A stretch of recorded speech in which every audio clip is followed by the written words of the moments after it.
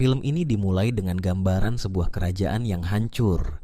Hati dari seluruh kerajaan adalah sang ratu, namun suatu malam dia menghilang, meninggalkan takhta kosong dan pertanyaan yang belum terjawab. Di sini kita bertemu dengan seorang wanita muda bernama Elara yang tak lain adalah anak angkat ratu. Elara yang selalu merasa terasing, merasa bahwa kehilangan ini bukan hanya tentang sang ratu, tetapi tentang dirinya sendiri. Setelah menerima petunjuk pertama, Elara memulai perjalanan penuh bahaya untuk mencari sang ratu. Dia tahu, untuk menemukan sang ratu, dia harus menyelami kegelapan kerajaan yang bahkan lebih berbahaya dari yang dia bayangkan.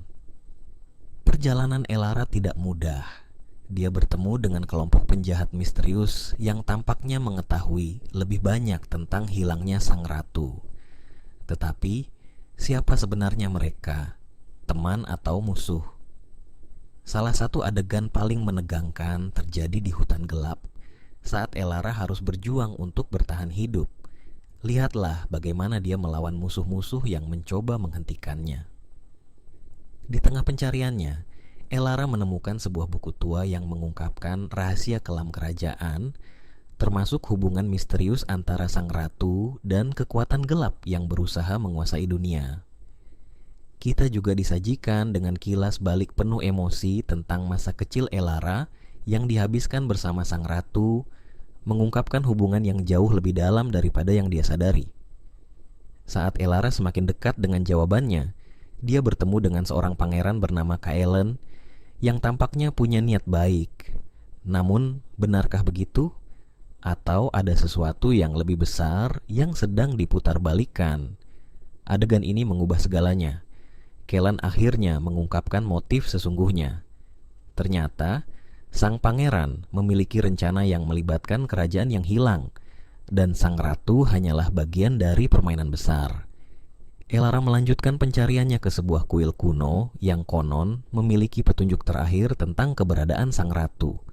Namun, di sana dia menemukan bahwa petunjuk tersebut bukanlah sesuatu yang bisa didapatkan dengan mudah. Namun, tak lama setelahnya, Elara diserang oleh pasukan gaib yang dipimpin oleh sosok misterius. Adegan ini penuh dengan ketegangan saat Elara harus melarikan diri sambil membawa petunjuk terakhir yang mungkin menyelamatkan kerajaan.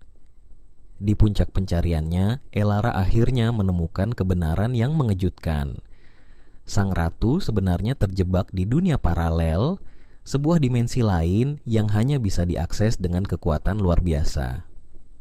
Untuk menyelamatkan sang ratu, Elara harus menguasai kekuatan magis yang selama ini tidak dia sadari dimilikinya.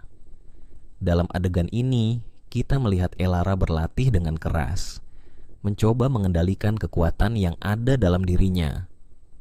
Elara akhirnya berhasil memasuki dunia paralel, namun ia segera menyadari bahwa dunia ini jauh lebih berbahaya daripada yang dia kira.